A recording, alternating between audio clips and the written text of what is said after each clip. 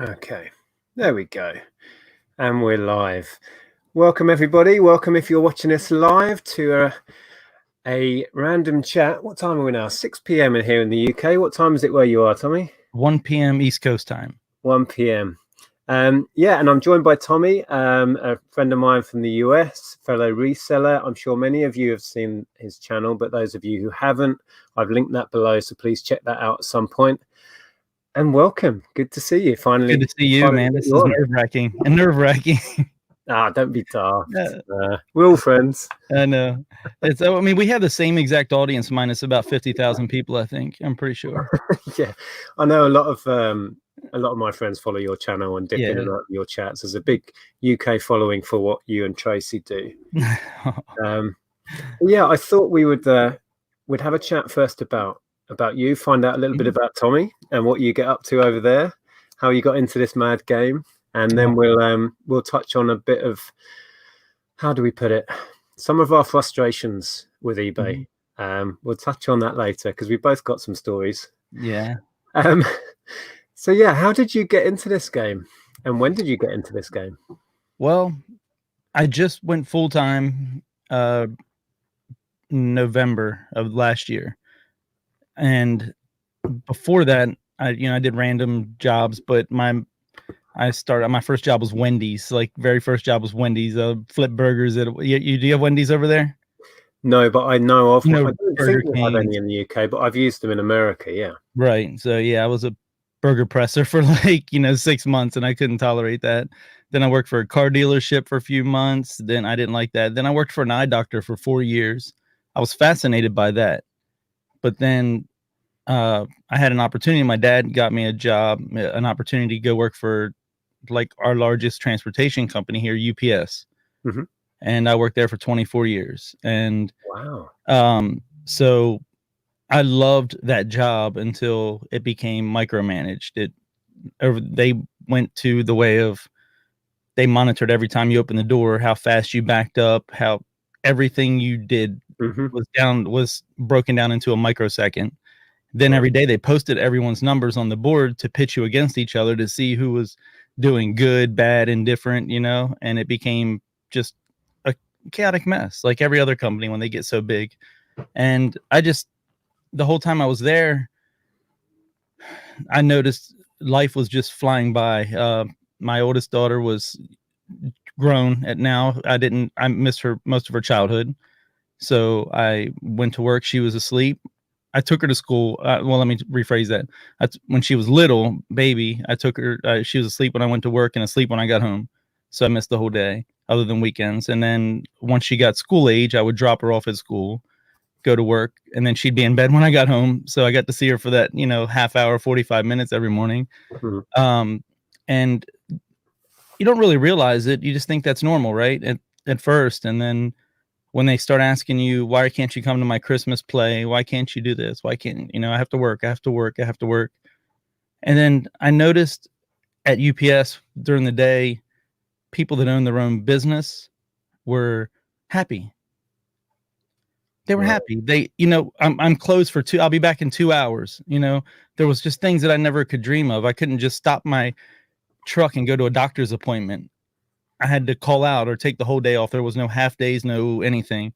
There's nothing like that. You can't leave your route. You're confined to a little tiny circle for 10 hours a day. Right. You got to go to the bathroom. Good luck. You were out delivering. You were a delivery driver. Yeah. Yep. And so, but I loved that job. I loved being out with the people. I loved the people. They made it, you put on the happy face all day, then you're miserable back inside. But it just got to a point where it just kept wearing on me that I see these people able to do things with their family midday, any day, that I could only dream of. And that's what kind of started opening my eyes that there was something else that we'd never been taught in school, that you could actually work for yourself. And well, we chatted briefly before we started, and like I said to you, and it was a factor in us both quitting our jobs way back in 2001 or whenever it was, that we'd just had our daughter, and we were thankfully able to both be at home with her through all of those formative years. And yeah, I think we sometimes forget how important that was and how huge that was for us. Yeah, and then so I had already missed that. My oldest daughter, her whole life basically, because now she's 13 and she doesn't know who I am because she has her friends and her cell phone and her Netflix and everything. So fast forward, we have a baby now that's 20 months old, and that was once we found out that we were going to have another baby. My mind just started turning, and I put a test into play. I took FMLA to see if I could do it and make the money and cover the bills and things like that. And I did that twice, 2 6-month stints. And then finally on the second one, I was like, okay, it's time to do it. And Right, that's interesting. So you took time out and did eBay to see what you could earn from it. Is that what you mean? yeah, because and sadly, it was way different because when I was doing it part-time, but I was still new and I was learning. But I think I was more focused then because I didn't have a choice. When I'm working full-time, you have a very small window to do your eBay, so you're hyper focused on that. And I actually did better then than I do full-time. I waste a lot more time now. I'm sure that a lot of people can understand that because it's so easy to waste time when you're self-employed, I find. And that's Yeah. the only struggle that I have, I think, really. Yeah, I'm the king of procrastination. Yeah. It's true. It's true. And I think also when it is your part-time thing, it's more of a hobby, and when you're doing it, you're totally in it, and you realize you only have that little window of time, so you're super efficient. Yep. I mean, like you say, when you switch, the mentality is, well, this is my working day. Oh, I can goof off and watch YouTube Right. or whatever. So you do, and I'm constantly rebelling against my own job. Right.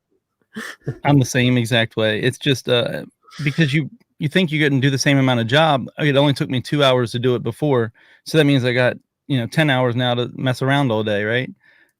But you really need to work more and do more work, and I just never get to that point, it seems. And that's the struggle. So you went full time fairly recently then? Did you say last November? Correct. Right before Christmas started, our peak season at UPS. I didn't want to go through another peak season. That was it. That was that was the nail in the coffin, because that's just misery. You're outside in the rain, in the snow, right, till 10, 11 at night. There's no hours, really. You're done when the packages are done. That's one thing about postal workers and UPS drivers and things like that. There's a start time. There's no finish time. Your finish time is when you're finished. Right. So if you got 12 hours of work on your truck, you're done in 12 hours. If you got 8 hours of work on your truck, you're done in 8 hours. And a lot of people don't realize that. They think that they're the only delivery you have for the whole day. And is that on a day rate, or do you get paid overtime? We get paid by the hour, and we go on overtime every day at 8 hours. So my first 8 hours were straight time, and then because we're union over here, so or I was union, and so yeah, they don't care about paying money. That's one thing I can say about UPS. You can easily, we have guys earning 120, 130,000, but they have no lives, zero. I mean, what good is that, right? Yeah. That's the whole. I was more of a guy that didn't want any overtime. I tried to get done and get home and things like that, and it was still a struggle. So has it given you and given you the change that you wanted? I mean, are you now a happier person than you were before November last year? Well, it's given a lot of positive changes, but brought on a whole lot of different problems too. It's a whole different. Now unfortunately, we don't get healthcare, so that's $1,500 a month. Wow. So that alone, little things like, I say little things, but things like that, you don't really. You're like, I don't need healthcare. You do need healthcare. You do. You're one major catastrophe away from losing your everything, right? So that's one thing. You have to you make your income plus your tax, plus they take taxes out. They make life easy for you. You don't have to do all this fancy bookkeeping and things like that. Shazad, join my Patreon. Shazad, what's that about? Shazad everywhere. I love Shazad. I don't know if you ever Is that catch an him. in-joke that I've missed somewhere along the line? He's in all the chats with us, and he's a great guy. We talk on the phone and stuff, and he's just Yeah, crushing it right now. He's doing, oh, I think he's hitting like 15,000 pounds a day right now, or 20,000 pounds a day. yeah, 'Cause Shazad's been in the chats for yeah, he's a couple of gouging years all now. the people over this COVID-19 and stuff. It's So he's, crazy. but yeah, and so he's now developed a Patreon to teach everyone his way, and Okay. but he didn't. He's just a joke, but it's hilarious because he puts it everywhere. I figured it was some sort of in-joke that I'm not up with. So what sort of stuff do you buy and sell, for those that don't know? What's your kind of go-to, and where do you source? Well, what's the deal with you? That's another thing. I'm sure you can understand this. I had started with my passion, which was video games, consoles. I bought out the remnants of 2 video game stores early on, Nice. which it was not. Don't get me wrong, it wasn't anything like really. All the rare stuff was already gone. It was the remnants. I got like 50 of every console except for N64, SNES, you know, the high dollar ones. I got like maybe 4 or 5 of them. I still have like 50 Segas and PS1, PS2, original Xbox, thousands of controllers, accessories. Well, surely right now For selling. you're quite happy about that, right? Now I'm digging them out and re-cleaning them and retest. So, and that's, I don't know, but I just get so distracted when I get into that. Like, if I want to grab something and list it, when I start digging in a box and I see 100 controllers in front of me and all these accessories, and I got to start making bundles or whatever, just trying to figure out ways, that sometimes gets overwhelming to me, and I get sidetracked. Then I walk away from it. Totally. I totally feel that. And then when you come to, if you're a gamer, I mean, gaming is what started me off on this whole journey for me as well. And when you come to test a Super Nintendo, for example, you can't just put Super Mario World in it and play it for a minute. Right. It doesn't happen. No. I still have my favorite game later, and you're like, oh crap, there's an hour gone, you know? And this is what I think UPS has ruined me in a sense, because everything in my life now is equated into time, everything, because they monitored your steps, everything. And so now you can ask Tracy, I drive her crazy. I've redone my work area now for the 3rd time because I calculate the steps on, I'm walking farther to my shipping station or whatever, to try and break it down and to make my day easier. And that sounds almost OCD. It is. And I'm trying to curb it, but I can't. It's instilled in me now for so long. It's just, and so I never got, that's another problem. You know, when you have chaos everywhere, I'm looking at chaos. I have a nice little square here that you see clean, but I'm looking at chaos everywhere. And that's headspace. It's just tied up at all times. And it overwhelms me. It just, what you can't see to my left here is a mountain of orders that really should have been dispatched today, but they're going to go tomorrow morning now. And it's just, packing area is like a bomb's hit it. It's cardboard boxes and cubes everywhere. It's just, But now if that was your, like, you needed to go list right now and be in that area, it would drive you mental, right? It would just be, it's just, that's the problem I run into. So it's video games were what got you into this. So correct. Have you moved into other stuff now? I've heard you talk about clothing a lot. As you know, video games everyone's onto that now, really, right? They're just, they're really hard to find because the Facebook groups of there's the groups for video games now. People, it seems like everyone goes to Facebook now, looks for a group, they join it. Oh my God, this is worth this. What? Yeah. Now everyone's a collector. Yeah. Every kid is a retro that was born now. I mean, it's like gone are the days where people didn't realize that PS1 was collected, for example. There was quite a long period where people were still just throwing that stuff away, and I'd go along hoovering it all up. Now it's common knowledge that that's retro. That's got to be worth money, and everyone's on it. Let alone that everyone knows Nintendo is worth money. Just that word Nintendo, everybody knows it's worth money now, and yeah, it is getting harder to find. And so my wife's little brother, he's 14. He wants to go to thrift stores with his friends daily and look for vintage T-shirts. 14, right? He doesn't even know anything. He don't even know why he's looking for them, but that's the thing. That's the thing to do. So if he's doing that here at 14 in Little Delaware, one of the smallest states in the whole country, and I feel like we're years behind the big states, that means that on a massive scale is being done all over the country. I'm confident in that. And also we have, do you have outlet stores there? Like we have like big outlet stores. Like we can go to a Nike store, Adidas store, Reebok store there, and they send like the factory overages to them and sell them cheaper. There are a few. I think it's bigger business in America, that style shop. But yeah, there are a few of that sort of place. Yeah. And you just see kids in there with their scanner, and kids, mind you, high school kids, and they're scanning boxes to sell on eBay.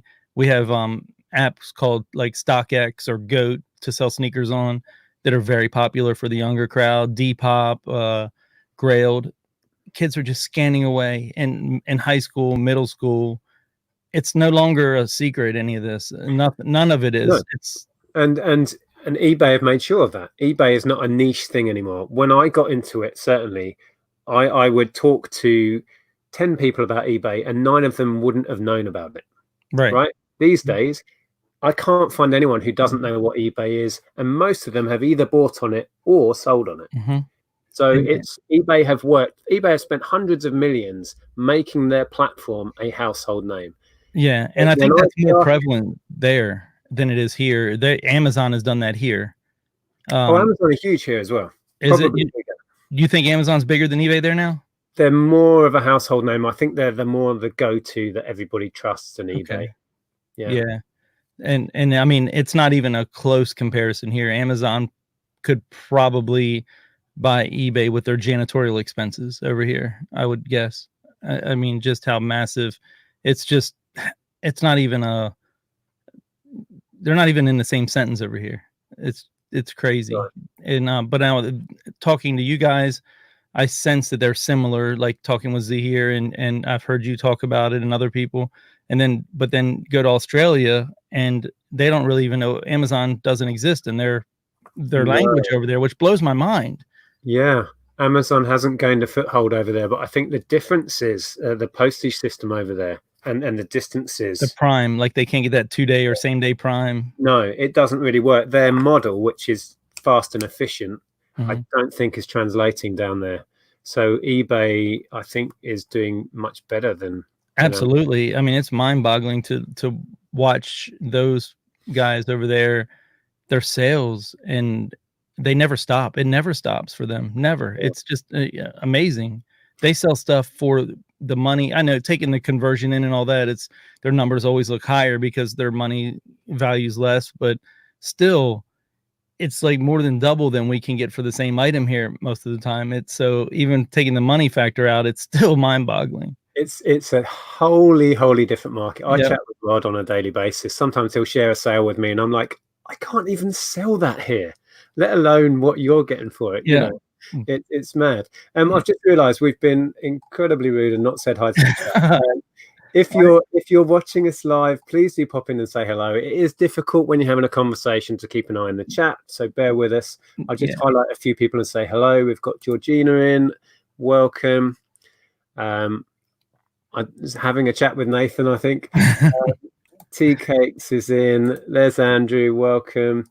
Over the years, good to see you. I always forget over the years. Is it Tim? Tim, it is Tim. Yeah. Have you seen him yet? He is amazing. Tim is. Yeah, I've been in a few of his chats. He's like my good friend Edward with knowledge, just overflowing with knowledge and enthusiasm. Hard to comprehend. Great channel, yeah. We've got Damini's channel there. Oh, there's Zahir. Good to see you. Zahir. Shazad, of course, joining Patreon. That's Peter, a good friend of ours. Yeah, I watch him every Monday. He's so soothing to watch, man. Like, right. It's amazing that 5 little items like every Monday that it just blows my mind.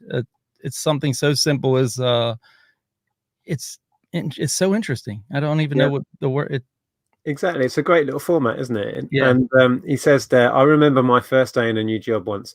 The boss said, "We work hard and play hard." And I thought, oh, crap, I really don't work hard. Hence the list 5 only. That's and George is in, and he's right. We take our NHS, National Health Service, that we have in the UK for granted. And over here, they do nothing but bash it and tell us how terrible it is. But, you know, I learned that it's so that we don't ever get it because they don't want to foot the bill. You know, they don't want us to ever have it. Yeah. Well, it will never be perfect. No. But it is such a better system when you break it down. It's so much better. So Really it doesn't divide people the way ours does. You know, it just more financially divides people for people who live off of the low income healthcare versus the private healthcare. Yeah. You're treated totally different. Yeah. You're all one. It don't matter if you're a billionaire or you know, or making minimum wage there. If you have the same insurance, the doctor looks at you the same way. Exactly. And it does. I think you're right. It creates that divide financially. I mean, here in the UK, there is private healthcare, and a lot of very wealthy people will choose to pay for private healthcare because they'll get seen quicker. The service might be that bit better, but that's how it should be. It's a level playing field. But if you want to pay for more, you can. But what is the percentage of people that actually do that? Probably, would you think? I wouldn't like to hazard a guess, but it is expensive. But a lot of people have. My brother-in-law has he pays into a scheme at work, so he gets private healthcare through that as well. So there are ways of getting it, but most of us just use the NHS, and thankfully I haven't had to rely on it too much. But when I have, it's there, and you walk in and you are treated the same way as everyone else. Right. And over here they'll tell you have to wait months and months and months to be seen for every little thing. And I have family over there, and they live like 40 minutes outside of London in a place called Shepperton. You ever heard of that? They used to make movies there or something, Shepperton Studios. Yep. So I've been there twice. I spent 4 weeks there, and you know, the beautiful little area. And I would ask them, what is all this about? Like, you know, what our government tells us, and it's all baloney. It's just, they don't want us to understand. They don't want us to know how good it is what it really boils down to. Yeah, maybe. I've highlighted, I don't know who this person is. Yeah, uniquely me. Oh, Tracy.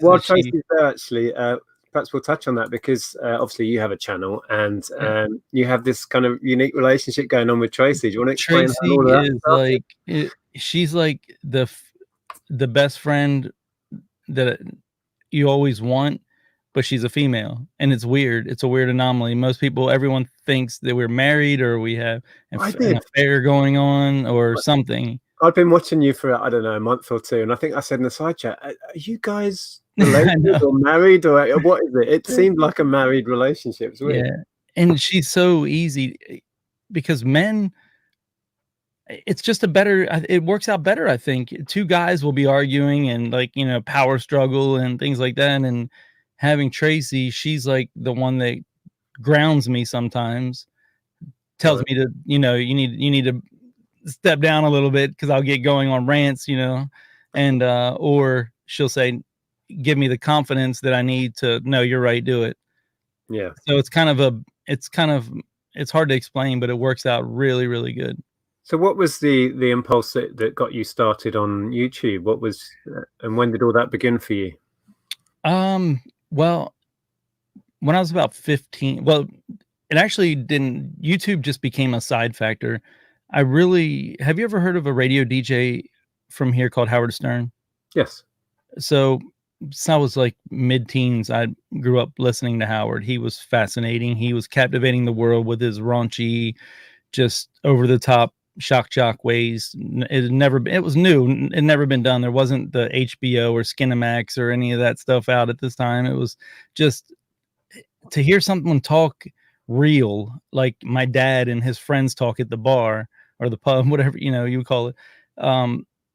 It was just fascinating. And then when I got into the reselling space, I got really fortunate after a few months of finding the wrong people on YouTube that I stumbled into very, very good people quickly to turn my reselling game around. I found Lonnie, which, you know, yeah, and he is amazing, and John, Cincinnati Picker, and they turned me on to the rest of YouTube. They told me who to watch, and you and Zahir were the first two they ever told me about. Lonnie was very passionate about that, and so that then I realized there was no one there reselling. There's so much reselling talk all day, 24 hours a day, starting with Rod in Australia. Now this is from our time zone. Rod starts at like 5 a.m. our time. I was listening to him this morning before I went to bed. Yeah. Then the UK, Peter and Shell. What's her name in the morning? Shell Rooney. Yes, she goes live, and Peter, and then you and Andrea. Now, mind you, in between this, there's 5 or 6 US channels going live. Yeah. And then in the afternoon, there's a little bit of a lull, but then 5 o'clock hits, and boom, all through the night. And it's just reselling all day. So have you tried to pitch yours more of a chilled out chat show? More of a happy hour after work, right? Hangout. And because I love reselling, I'm passionate about it. Yeah. But by the time we go live, their time slot at the we just tried. There wasn't a time slot to have, so we went late, and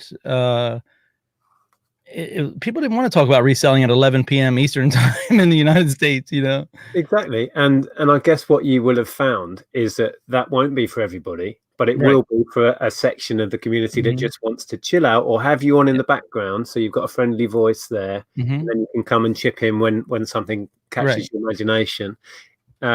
Yeah, absolutely. I think what you've created is a resource for people to go and just chill out and have a laugh, and that's what it is. And it just, I know it offends a lot of people just because we're pretty raw and open about everything, and I'm very blunt when I feel a certain way about something, and so people either love it or hate it, and that's just, like I said, I grew up listening to that, but that's the way it should be, right? You're not trying to please everyone, are you? I know I'm not. I gave up very quickly trying to please everyone because it drives you nuts. It doesn't happen. Well, and that's the thing. Like in the beginning, I used to hear people say, "Oh, you know," people used to think that you were like a spokesman for eBay. You were so rah eBay. Yeah. Well, you didn't have anything to be down about at that point, and I understand that now. Now that you actually have rifts that have happened, the truth comes out a little bit. Well, all we've ever done is show what we do and relate what's going on in our little world. If that's positive, it's positive. If it's not, I'm not going to flower it up.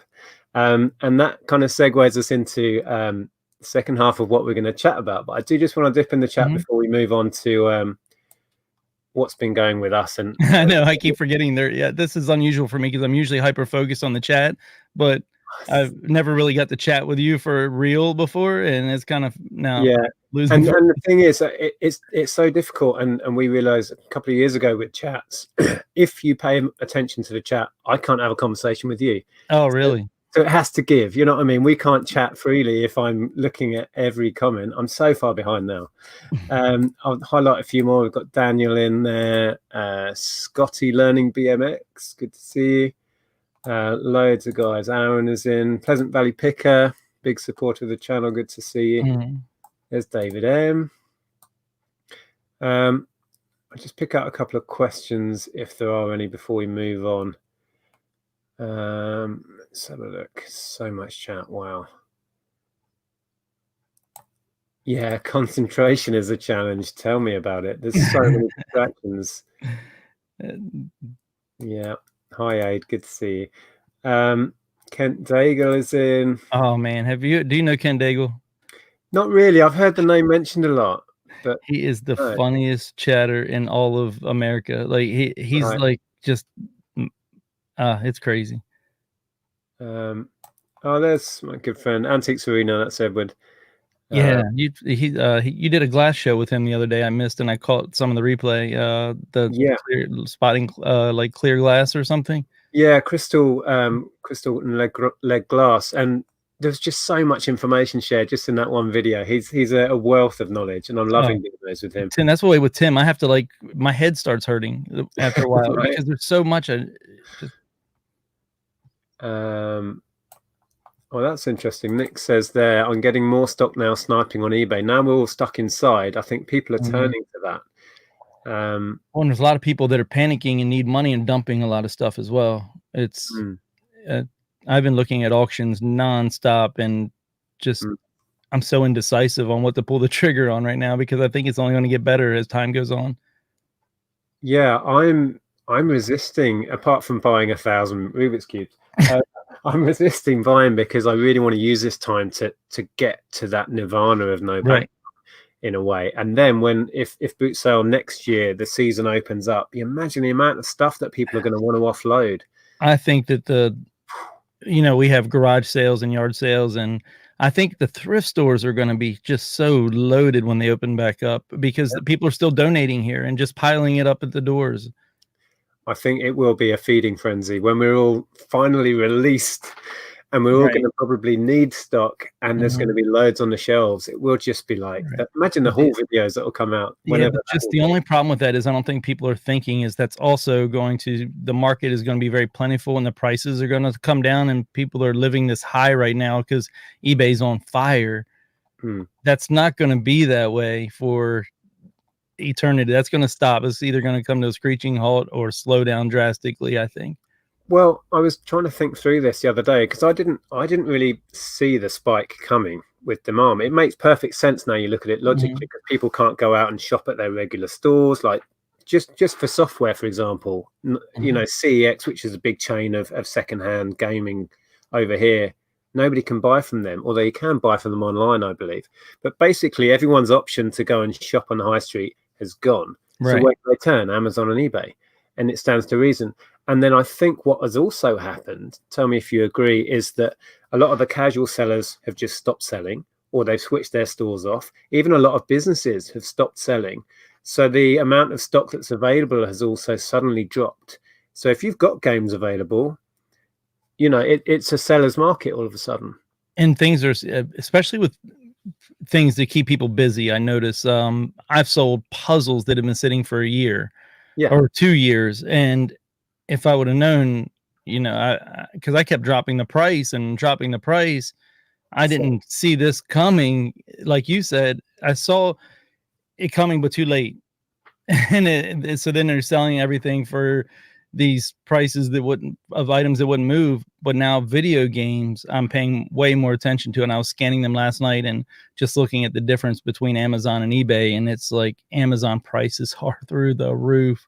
I mean, I looked at a silly game. What was it? A PlayStation 2 game. It was WWF 2007. Nothing, $10 eBay game, free shipping. It's going for like $24, $27 on Amazon. I know, That right? unbelievable. I sold Just Dance 3 on the Wii for 25, maybe it Right. was. Guitar Hero on the Wii, just the game, Guitar Hero 5, which is a slightly better one than average here, but that went for 20. Normally that's £5 to £10.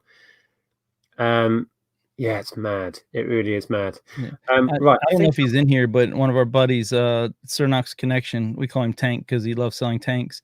Yeah. But he a couple weeks ago in one day, I believe, sold $1,500 worth of Guitar Hero and Rock Band equipment in one day on eBay. I'll bet. Yeah. He listed it for like 2 days straight, and it just blew out.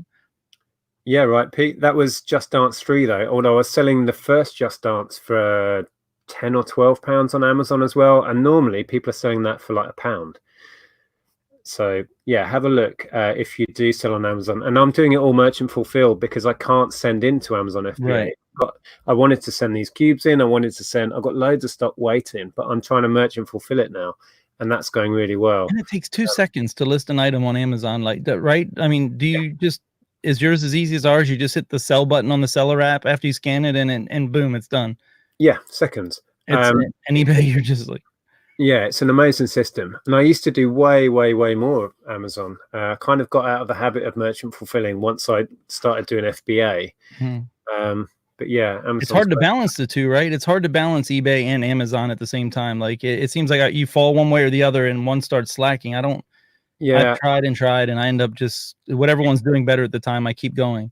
Yeah, and sometimes you just get totally torn. What do I do with this? Does it go here or there? And then you just too many decisions to make. Anyway, so I've caught up in the chat. I know we've missed questions and stuff, but I wanted to touch on. I mean, I've been very public with my issues with eBay of late, and like you said, this channel generally has been a really positive space. eBay. We've had reps from eBay come on and talk about new things they're rolling out, and I've been a supporter of them. And then, of course, it's funny as well. The video that went viral for us, the recent one, was going to be a video just showing how customer seller support works. Right. I thought, oh, we've got a cut and dry case here, pretty much. We'll see how this goes with the new seller support system. And of course, it was an utter farce. So we put it out anyway, and it went crazy. So I think our problems have been well documented, but you've had a lot of stuff going on. I know some of the ins and outs of it. So what on earth's been going on with you at eBay? If I would only known to start documenting it all in the beginning, like it's just, you kind of don't think you have to do that stuff on the, because I've never really had an issue, right? You've had small issues over the years that have been resolved, and you've recorded some things over the years, I know. But so you think about both content for YouTube, because you know you need that, and also you know what to expect out of eBay, you think.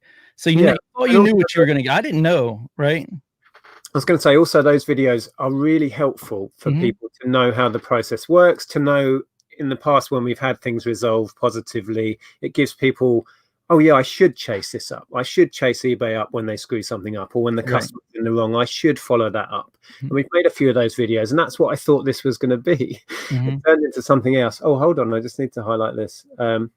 Oh, wow, that's Tim. Let me just read this out. Wow, thank you, Tim. That's amazing. Thank you both. I found Nick when his video taught me how to test remotes. Oh, wow. Found Tommy, and he has done so much for me, and I'm super thankful. Tracy as well. The reseller community is so amazing. Cheers. Well, thank you. And I've said it a number of times recently. Particularly if you're interested in the vintage and the antiques, click through the link on Tim's comment there in the side chat and go and have a look. If you want to learn glass, man, like his knowledge, just like your buddy that's in here. Yeah. I'm pretty sure between those two, there's not anything that involves glass they could not answer. Exactly. But just what's fascinating about him is he don't look like someone that wants anything to do with glass.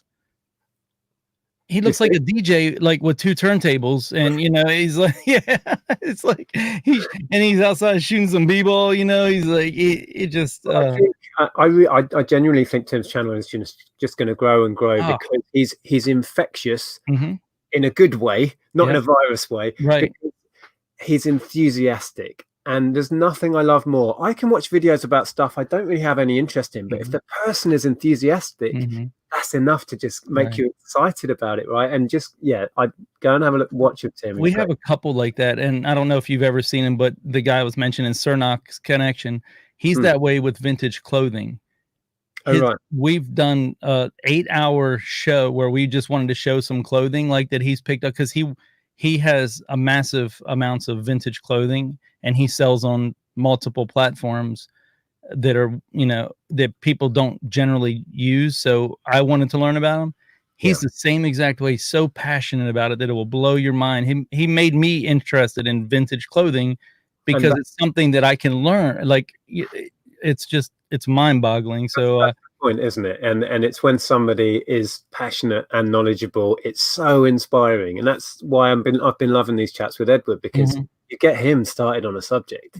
And I've been going on his channel and talking about vintage toys and Lego and stuff, and getting him excited about things that he's not even thought about. So it's great. But anyway, going back to, you have had an ordeal, should we call it, with eBay. So when did all of that start? And do you want to give us a... Well, this started almost exactly a week after I went full time. That was my welcome home, my welcome to eBay present.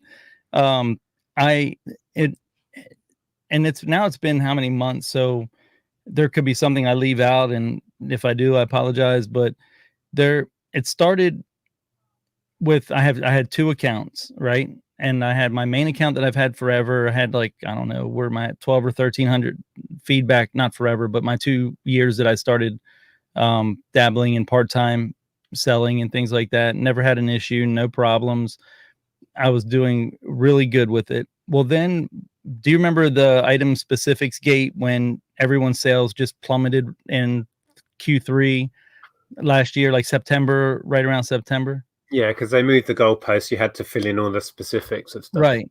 So I figured out that instead of going through and fixing all that, I could just take all my listings down and put them on my new store, and it would fix all the item specifics. And because my sales were tanking, literally tanking. There was nothing I could do. Even listing wouldn't fix it. And I hate to hope this don't sound wrong, but I like to learn how things work versus just I don't care about selling stuff. I like to learn how eBay works. So once you know how eBay works, you can sell anything. It doesn't matter. And that's kind of been my motto. And so I was stumped why I couldn't figure this out. I was going to say, I would agree, but they moved the goalposts seemingly on a weekly basis. Right. So you're kind of screwed because you learn it and then change it. So this was the first time they really stumped me. And I was like, it was driving me crazy. My sales went just, down like everyone else's. And so I got this, itch one day. I'm going to dump all my listings on the other account, take them down. As soon as I did that, this newer store I've had for 6 months or whatever, just, it went up. I had that week was almost a $5,000 week. Wow. Up from like a $700 week the week before. So you were just copying the information across and closing the old listing, opening one on a different store. Okay. Yep, that's it. So nothing different, just same promotions, same everything, but it was putting the item specifics in correctly instead of going in one by one and fixing it at that time. And then did that cause the issue then? Well, what happened, then I got my bill from eBay. This was the first step on my main store, which my sales were down. I'm going to guess at this point, I can't even remember, 50 to 60%, 70% maybe. My sales were down for the last, 2 months, I believe at this time. My bill was double though.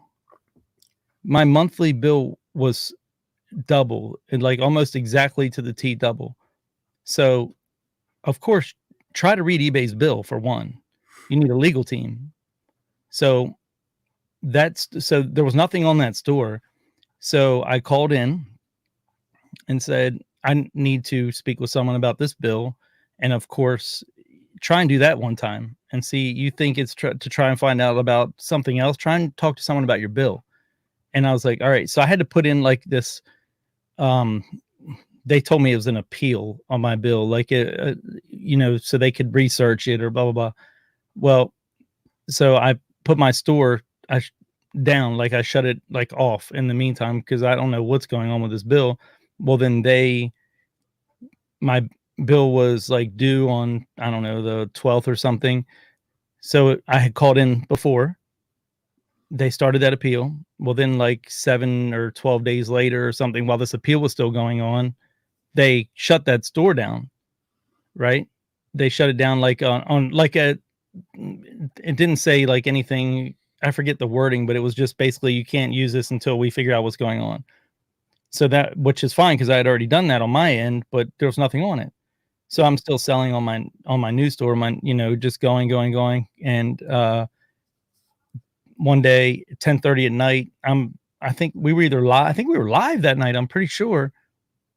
I got a message, an eBay message, and you've been restricted from selling. And I'm like, what? Like, what is going on? On the news store.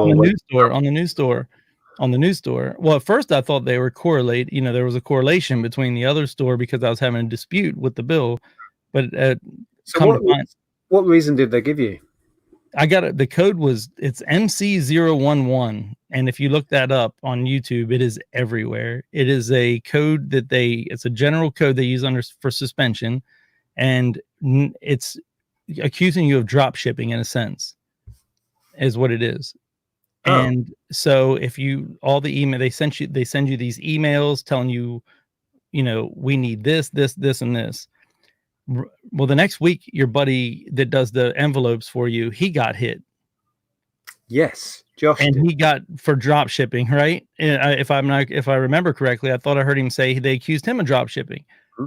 Well, the UK being so small, they got him back up and running in like, it seemed like a couple weeks, but it was still a rigmarole by all accounts. I didn't really talk to him, but I heard him talking to you about it. Yes, he had to provide invoices for all of the stock. I've just actually taken a shipment of a few hundred boxes from him. Right. Stuff that he was getting in trouble about. Right. He's been buying them wholesale and selling them, piecemeal Right. out of eBay. Perfectly.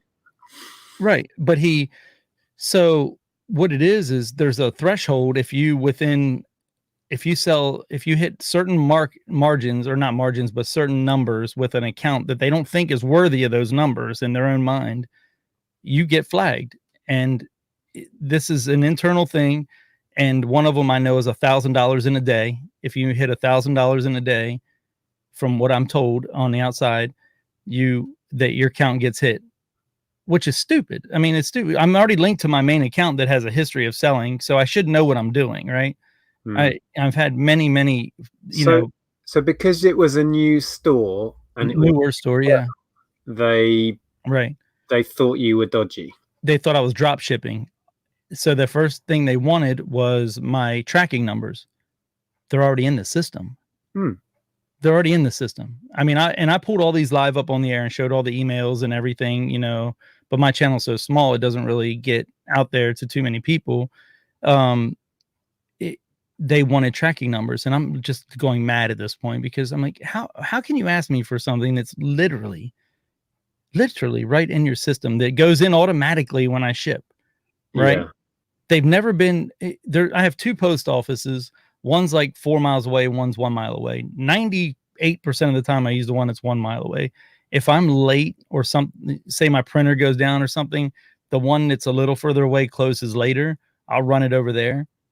But that wasn't even happening at that time. That's just very random. So it's mind-boggling that they could say anything of that nature. And so I sent all those tracking numbers in. How did it progress from there? I mean, have they listened to you at any point, or are they? No, it gets worse. So I sent all the tracking numbers in, right? And then it's a couple days, now mind you, we're in Q4 now. I'm supposed to be killing it at this point. And I'm making $0 because they pull all your listings down. So I went from a $5,000 a week to full time making $0 a week, and on your first week of full time. And so then now they started asking for my business license, my photo identification of me showing who I am, mailing proof of mailing address, and that was it on the second round. And I sent all that in, right? I sent all that in. And so now this was another 2 weeks after this. So now we're into end of December almost. Q4 is almost over. You missed your prime selling spot for video games. Q4 is almost over. Yeah. Now they come back and say your bill for your main store is accurate. You got a $2,500 bill, even though you only sold that means I would have had to have like a $20,000 or $30,000 sales, right? To get the $2,500 bill, I would have had to sell like $30,000, and I sold like $12,000 or some ridiculous number that didn't justify it. So I basically was at this point. Now I'm rebelling now because they haven't done anything. Now they want that bill, right, is accurate in their eyes. And now my new store is down. I haven't made any money in the last 4 weeks. So I basically just told them to F off. And I was like, just going to F eBay. I'm done. I'm just going to go to other platforms and try and make it. Well, then I lost that motivation because I had money in the bank. I had fortunately had a savings, and I just went into kind of a funk at that point and I didn't want to grow more avenues, really. I didn't want to I just didn't want to. I was like, I need a break. I just need to decompress and take a break. And after a couple weeks, like, so I got through Christmas with the family and all that and just let it rest. And then, so second week of January, I said, all right, I got to fix this. I'm going to fix it. I'll just pay whatever I got to pay and get it back. Right. So I got a hold of eBay. I paid the $2,500 for the main account. And at this point, they still hadn't responded on my second account yet. My second account was still down. And I hadn't even checked on that in this. So I called back about that. And they asked for one more thing. They asked for one more thing when I called back the last time. And they wanted a receipt for a cell phone that I sold back in November. And which I had. I remember you talking about that bit, yeah. And I had this receipt. So I sent this receipt in, then didn't hear back from them that day. The next day I called and said, hey, I sent this in, what's going on? And they said, oh, let us check, blah, blah, blah. They said, okay, we got all we need. We're going to go ahead and reinstate your account. And I said, oh, great. Thank you. Blah, blah, blah. But you're only allowed to sell 100 items and you're indefinitely suspended from ever selling in cell phones category again, even though I provided a receipt for this cell phone. So, yeah. So saying thank you for providing the information we wanted. We agree that you had the receipt for that. We're still going to punish your account. Right. You're in. Yeah. So then at this point they said, and your main account is suspended indefinitely at this point. And I'm like, whoa, what does my main account have to do with balls all of this account? Like, so the one where they'd overcharge you, right? But it had not been shut down for anything. It was a billing dispute, which was handled. I paid it in the end and just said, screw it, Yeah. They shut it down indefinitely. That is what the final like kicker was. Like, are you serious? Like, this account there wasn't even any listings on this account. Were you speaking to actual people at this point? And yeah, I was talking to, which is I've sent a letter to the CEO at this point and got a random BS statement back. And then you have like Facebook, or I'm sorry, eBay for Business on Facebook and Ask eBay on Twitter, which are the same people that all goes into one pot. And they are the highest you can really get to without knowing someone or getting somewhere, or getting some attention out there, the way you guys got out there. Yeah. It's without that, you can't get any further. They won't, like, I even asked them to escalate this so many times. Escalate this. There's no escalations. It's done. And the crazy frustration, I'm trying to, get into your headspace. I mean, I've been in a similar situation once with Amazon, ironically, not eBay, where they suspended our account because their computer system didn't accept that Andrea and I were a partnership, not a company, not a sole trader as we have in the UK, a partnership. Their computer said, no, they can't have that. And they did that at exactly the same time as you, just coming into Q4. And I remember you saying something about not being happy with Amazon, but you never really went into it too much. Yeah, well, at that point, we were still doing a thing where we'd stockpile all year and then send it all up. Right. Just all of our stuff up and hedged all our bets for Christmas, and they shut our account down. And I'm just trying to relate how I felt during that period to what you're going through. And it's so frustrating because what I was finding was nobody, similar to the eBay case that we had recently, nobody was listening to the detail. Nobody was applying logic to it.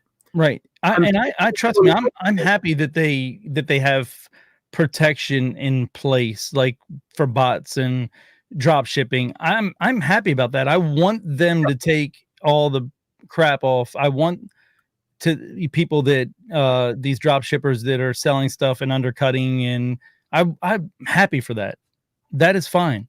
But at least have a way to manually review these cases. That's the thing. Exactly. And I remember in the video I made, I kept saying all I wanted, and all I wanted eBay to do was to listen, actually listen to the facts of the individual case. Don't read off some script to me and treat me, just completely disregard the facts of the individual case. And that's how I think they're going wrong. Absolutely. And I don't think that this is just eBay. Don't get me wrong. I think, like you said, Amazon has their own issues. Everyone, but it's how they handle them. Mm-hmm. That's the point. There's no way eBay doesn't care, about anything when it comes. You're just a number. You're just a seller. But they don't get that people are at least in America, they have no traction anymore. They have no growth. All their numbers are inflated like drastically, and there's watchdogs out there calling them out every day for it. The thing is, and I think you're right, we are sometimes just treated as another number, and they read off a script and they say, computer says no, go away. Mm-hmm. But it's my livelihood. It's your livelihood. Right. And I think it's just a lack of understanding of how important this is our world, and if suddenly they pull the rug out from under us, and we go from, like you were saying, a 5,000 grand month or whatever it was to zero. Right. You can't sustain that. That's your livelihood gone. Right. Yeah. I mean, and here's the thing. It gets even worse because the thing about it is they on recording here that you can ask them for recorded calls, like I've been told, and they're even refusing to pull them up and acknowledge what they told me. That's where I'm having the issue now, because I've kind of said, hey, look, no. When you reinstated my account, you told me that I needed to get, reestablish myself, basically, for whatever God knows reason that we're trying to figure out here. And after a month, I could call in and get my... That was my phone going off on the computer. That's all right. After a month, call us. We'll reevaluate your limits and look at your other store again and open it back up for you if you've don't have any issues or any problems. So after the month, I called in.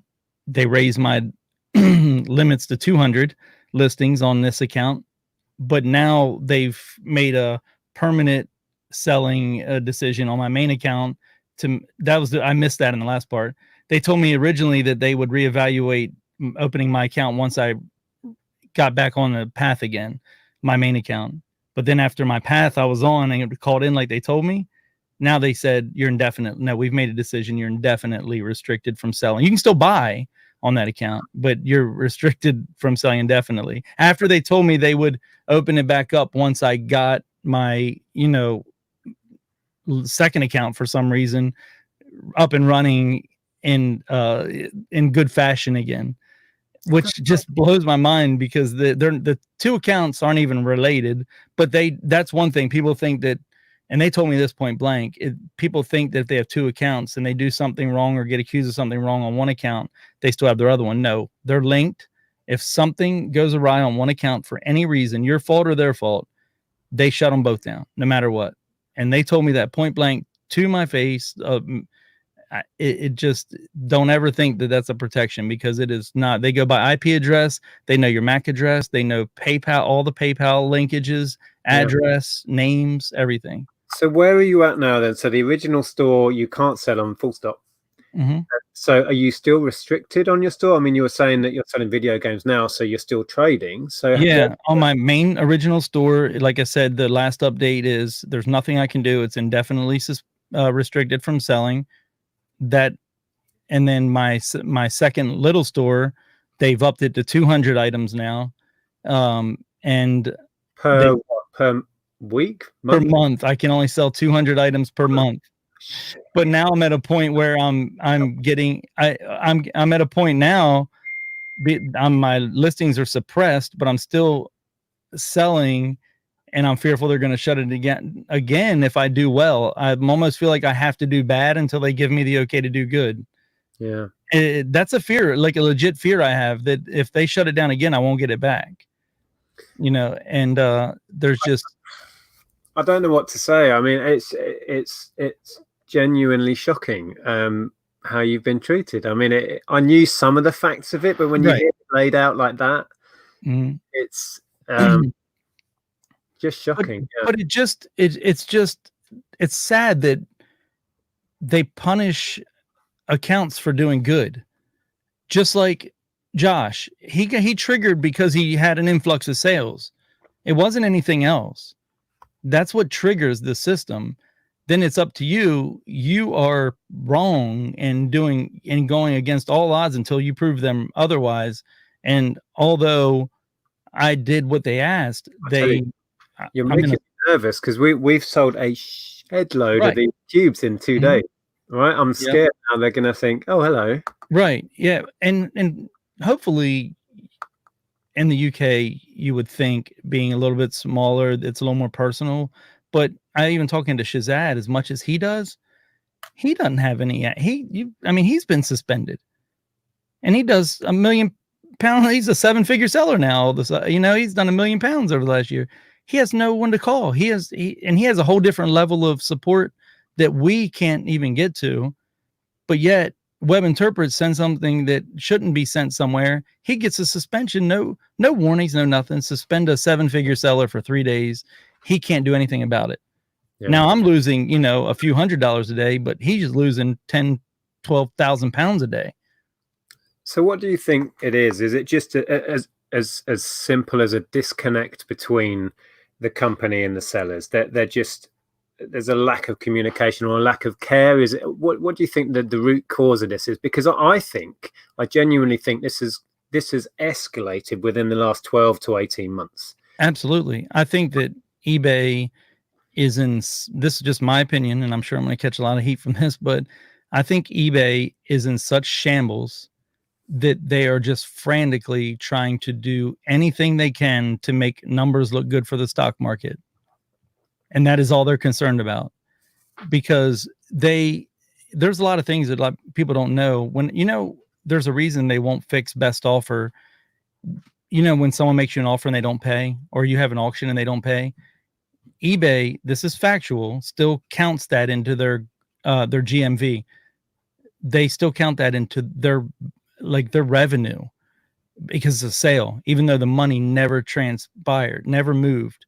They still count that into what they report on the stock market every single time that happens. How many people do we know that don't get paid or don't have a sale? And that's just what we know. Think about that on a global. Look at Pete, Craigslist Hunter. He had a $13,000 auction for something that people never paid. They still count that as revenue for them to report to the stock market. Right. So because they're being driven by shareholders' interest. Absolutely. And investors, investments, Yeah, they're not focused on our little problems. They're focusing on turnover and they don't care about, because the top of the food chain that's what they're concerned about. They're not even paying attention to what the people on reading the cards and the customer service. They don't probably even communicate. Just my opinion. I don't think they even communicate, upper management and lower management. I bet they don't even know each other. It feels a complete disconnect within. Yeah, when you get passed from department to a department, or I have a letter from eBay here and then a communication from somebody else there that are talking from completely different, about our issues. And the chat I had with somebody today, it felt like I was having to explain to him how eBay worked. It was like, useless, absolutely useless. So anyway, I'm so sorry you've had to go through all of that.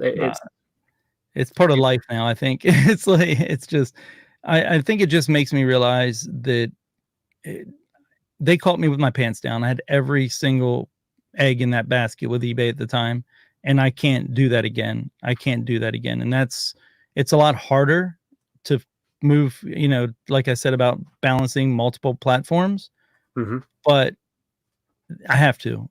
Everyone, in my opinion, I think everyone has to. No matter what country we're in, I think eBay is still globally eBay. I mean, you guys in Australia seem to have, well, I don't know. I've heard Rod definitely have a lot of issues over there with customer support as well, seller support. So it seems like you guys do a little better than us, but it seems like Australia kind of is like us. So it's worldwide. It doesn't matter.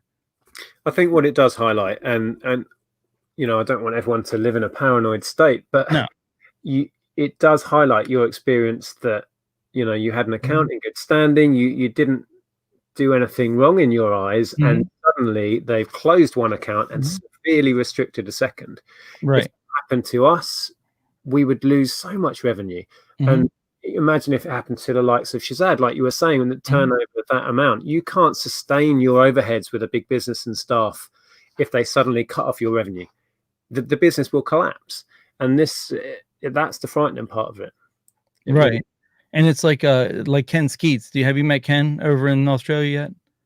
Yes. He got nailed not long ago for using I think a stock. Well, they hit him with a Vero for DVDs, like, just random DVDs. Same thing, and he has no recourse. But if you get so many of those in a month or a year or whatever, you're gone indefinitely. Hey, he's got 8,000 DVDs in behind him to list. eBay doesn't have a Vero list that's up to date. There's any company can Vero you tomorrow. Any company can Vero you for anything that they want without them being on a Vero list. That's scary when you're listing 8,000 DVDs, a year or whatever Ken's doing. How does he know that that company is going to do that? We have no protection from that whatsoever. Yeah. Oh, people are saying thanks, mods. Well done, mods. I've been so engrossed in Tom's story, I haven't even seen what was going on. So thanks if you've been dealing with. I think God was in the chat a little while ago. God himself stepped in to help us with eBay. I saw a little while ago. Dealing with any unwanted comments. Yeah. Well, I'm sure that will roll on, and hopefully you'll get the restrictions moved sooner or later. I can only hope. I mean, and yeah, we'll have to come back to that at some point and see how you're getting on. Yeah, and I just hope that everyone reaches out to you that's had issues, because I really think it's awesome to know that we're not alone.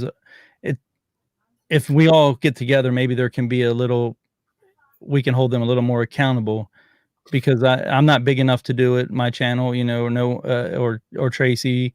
Fortunately, you got out there with yours, and I think that I thank you for that, and hopefully that. Well, we've not had anything back about the kind of very loose promises that they said to us that they were going to look into their systems and their seller support. They did eventually give us our money back. I think he's basically got away scot-free, and they give a token gesture essentially. And they made it sound like they're doing you a favor in the end, is what they're doing, instead of actually they acknowledged it was a problem to you. But then you said on your statement or something, or whatever, the way they worded it, it was like almost like here's a one-time get out of jail free card, basically, or something. It sounded like. Yeah, and that's fine for us, right? We got our money back and a video that went crazy, and we're okay. But and you're right. But that don't mean it can't happen again if they don't fix these policies, right? No, and I don't think they've read one of the now 5,500 comments, I think it is, on that video. I haven't even read most of them. I can't keep up with it. No, it's surging again at the minute, that video. It's mad. But I do want to do a video. There's been some interesting articles on the internet here in the UK about sellers not being backed up on their platform. I might do a video sharing that, and pick out a few other stories that people have kindly shared with us, and try and keep the ball rolling, try and keep the pressure on a little bit. But it does feel like they have just gone, have your money back now, Nick. We won't really admit to anything, but here's your money, and we're done with it. And just so people don't think that this is all BS, anyone that uses Twitter, I encourage you to follow Ask eBay, at Ask eBay. Follow them and just look at the alerts that come in every day, the complaints. There's hundreds. And those are just people that take the time to go onto Twitter that complain about buyers can't pay, just anything that your problem. If your sales are slow, and you go in there, you'll see hundreds of complaints where a buyer will say they can't pay. And there's a disconnect. Their systems they'll say, they're all green, but buyers can't pay.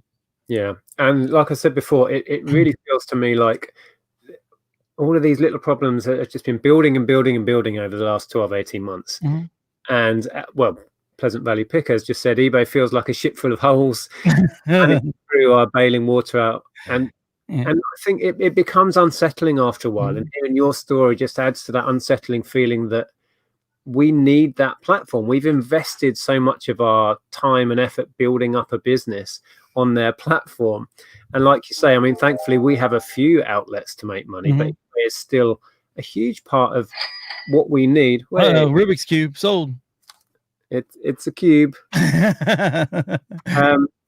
Yeah, it is worrying, and you know, I didn't want to leave everyone going away from this chat feeling. And that's the thing. If you just think about it on a different level, there's only just in this small space. You know, I don't know how many people are in here, but I know Georgina was suspended. Ken Skeets, myself, Josh, and there's others I'm sure I'm forgetting. But in just this small space, you can count that many people. Think about this on a global. How many millions of people are out there that we don't know, and I can name 5 or 10 that we know in our little tiny world. That's what you really got to comprehend. Like if it's happening to this percentage of people in just our small space, think about it globally, what it really is. And hence they don't have the manpower or the headspace to deal with everybody on a personal level. No. That's not the problem. If their systems are flagging up all of these problems that don't really exist, like in your case, right? They just don't have the manpower to stand back and look at it. As they said to us, nobody has stood back and looked at your case, right? Or at least and I'm sure Josh is the same way. He can tell you, because I haven't talked to him, but I hate to speak for him, but they won't. If you think that I did something wrong, tell me what it is. They won't even tell you what the problem is. Like the last email I got asking, like when I tried to get my main store back, and I was like, what did I do? Explain to me what I did so that I can prove to you that I did not do that. And their response was, we can't tell you that because fraudsters was the word they use. Fraudsters will learn how to get around our filters. I remember watching you live when you shared. I was like, what? I think I spat my coffee or tea out at the time. It was like, but that was when I pulled the email up, right, and read it back. I was like, fraudster, who writes fraudsters in a professional email back, from me? So someone actually wrote that out. That wasn't a script. Some idiot actually wrote that out. Like, I'm like, fraudsters? Like, I haven't heard that word. I don't even know if that's a word. It was like in the video we made where I was chatting to a guy at the customer services, and he sent me an email saying that I should resell the broken light on eBay. And I said, so your advice is that I resell a dangerous broken headlight? And he said, how you choose to interpret those words is entirely up to you. Like, okay, I think we're done now, mate. Yeah, that's when you know that it's just game over at that point, and someone just said that, what's that? I'm going to read Shelley. I highlighted it and forgot to read it out. You have to hope you can figure out your own issues and not ever contact eBay for help. Right? Yeah, I know. There's some, and then the sad part is most of the people there don't even know how to use eBay themselves. That's the sad part. It's just. Ian there says he's been through all of that and he's still smiling. Chin up, Tommy. But what else can you do? You get to a point where you just have to laugh about it, right? Are you there? Trust me, I put on a smiley face a lot, but I'm in a funk a lot. And YouTube is what gets me through it, honestly. Like watching people that are doing good still makes me strive to work harder in other platforms. And I also think now the weather's getting nicer, it's going to help that I can get outside and get some vitamin D. And just because I don't know about you, but I get kind of seasonally in a funk when you can't go outside. Yeah, for sure. And I think there's the old phrase, what doesn't kill you makes you stronger. And I'm sure you're a resourceful guy. You can come out the other side of this and just be more prepared and stronger going forward. Because I think when I had a chat with Mel, and one of the things I said in there was that if you talk to anybody successful in business, they've all had knockdown. The point of being a successful business person is to get knocked down and to expect it coming again soon. And that's what I just know. Like right now, I tell Traces all the time, we do like working hangouts to hold people each other accountable. Like sometimes like private working hangouts just to help each other. A few of us, they're in the chat here, get together and do that. And I say it all the time that I know it's come. I just have this feeling they're going to shut me down again because I'm almost at 100% sell-through rate right now, and I think that it's going to trigger me again. I just have this eerie feeling. I hope it doesn't, but I just have the feeling. Stephen Moore, I got suspended for selling porn a few years ago. Yeah, I was reading that. I'd sold those before. Yeah, I've sold plenty of Playboy magazines last year, and they Right. never. I mean, there's a whole category for adult stuff. Yeah, vintage Playboy stuff can go for crazy money. Yeah, certain ones. Yeah, really. Yeah. Yeah, Pleasant Valley Picker hits the nail on the head. When your livelihood is threatened, it's always stressful. it is. Absolutely is. Because especially when you realize you don't have control. And an episode like you explained, it makes you realize, oh, I don't control my own business. No, it's like looking at a tsunami coming at you. What can I do? What can I do? I can't run. I can't do anything. It's just going to hit me. That's where stress comes from me. If I feel like I'm in control, it's like everything's on me and I can work my way out of a problem. I can solve an issue. When you have something on the level that you explained, it's like there's nothing I can do because nobody will listen to me. And yeah, I really feel for you going through that. But the thing is, what scares, if I would not have had my savings from UPS, like in my, I would have been destroyed. Like I would have been done. And there's so many resellers don't live glorious lives. They don't. I don't know, other than Shazad, many rich resellers. Like they live a simple, happy life, right? Like I agree, but I think you'd have to. It depends how you define rich. Well, yeah. I mean, if you put it as a happiness, they're rich. Yeah. But you're not living. You're not out driving Bentleys, and we're not out we're doing it for a lifestyle, right? Yeah, it's a lifestyle choice. It's a lifestyle. So if I would have not just come out of my job and had a savings, I would have been done. House, everything gone. Lost house, lost cars, lost everything. And that's what I fear, because that could happen to anyone at this point. And that's scary. It's so, because if I would have been a reseller for 10 years, I probably wouldn't have had that savings, that enough savings to get through 3 months of all my bills, or whatever. That's what really frightens me at this point. Yeah.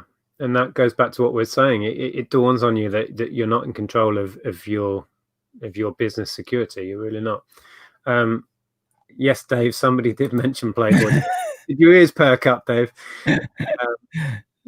It's like we work for eBay. Kind of, yeah. And they can sack us like that. Yeah, they can lay us off. What? You don't have a Lambo and a mansion? I'm out. Since she's done with you now. I've been promising her a pipe dream with this YouTube show. Okay, well, I think we'll wrap this up soon. We've been on. When did we start? Oh, an hour and 17 minutes. Okay, cool. Yeah. Well, it's been a pleasure. Yeah, it has. Thank you. Finally coming on and having a chat. And yeah, thanks for everybody for chatting. I know we didn't read out many of the questions, but it was a fascinating conversation, so I really appreciate it. There you go. Oh, wow, David, you are far too generous. Oh, I can hear an echo now. Why is that? I don't know. I can hear myself back. You can hear yourself back? Yeah. Yeah, David is amazing, isn't he? Yeah, David M says, great show, lads. Oh, we're called lads. Thanks very much for sharing. No, I appreciate it. Thanks for the support. David is an incredible supporter of many of the YouTube reseller channels. So he is, and even like us in the US, he is there. He comments on every show. He's amazing guy, and I've enjoyed watching his interviews he's been doing lately with some. He's had Tracy and I on. He had a couple of US people on. Yeah, really, really amazing. Oh, Susie, hi Susie. In it to flip it. That's Susie, is it? Susie, yeah, she's awesome. She's a really good viewer. We have some really good viewers. That's one thing. You develop some amazing. I have my haters, lots of haters, of course, but I have so many just solid people that are there day in and day. And I'm sure you know that feeling. It's such a good feeling, right? That you just don't. You forget about things for a while. Yeah. Well, Susie said, thanks, Nick, for getting Tommy's experiences out there. No, it's a pleasure. I'm happy to do it. And you're right. People do. I think, again, it's when I was chatting on Mel's channel. I talk or I listen to you guys, for example, and that soon adds up. And I spend hours of time listening to you, and very quickly you become invested in those people, and you think, you know, you become quite close, and it's a genuine relationship, even if you're not vocal in the chat or you're not live one-on-one like this. You become invested in people's lives, and it means a lot to a lot of people. Yeah, and you feel like you know that even though you've never met the people, I feel like I know them. Like I spend more time talking to them than I do my real life friends. It's true. And you feel closer to them like a lot of times, you know, and it's just it's amazing. It really is. Yeah. We'll leave on this. Pleasant Valley Picker says, who could hate Tommy? I love his geography. Right? They get me going and ask me where places are. Like, you know, and I'm so bad at poor geography. The other day I thought we were talking about Mongolia. I thought it was down near Africa somewhere, and I'm pulling it up on the map, and there. Oh man. China. Yeah, I had no idea. I've only been to England and Hawaii and some islands down here. I've never been over. I don't know where anything is. So it just remains for me to say thank you again, Tommy, for coming on. Appreciate it. Thank you for getting it out there. I really appreciate it.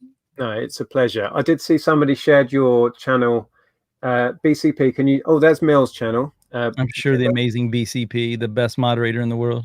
If BCP, you could share Tommy's channel for me. It should be in the link in the box below anyway. So go over and have a look. If it's your sort of thing, you will stick around because it's great fun. And yeah, we'll see you all again soon. All right. Thank you, everybody. Take care, guys.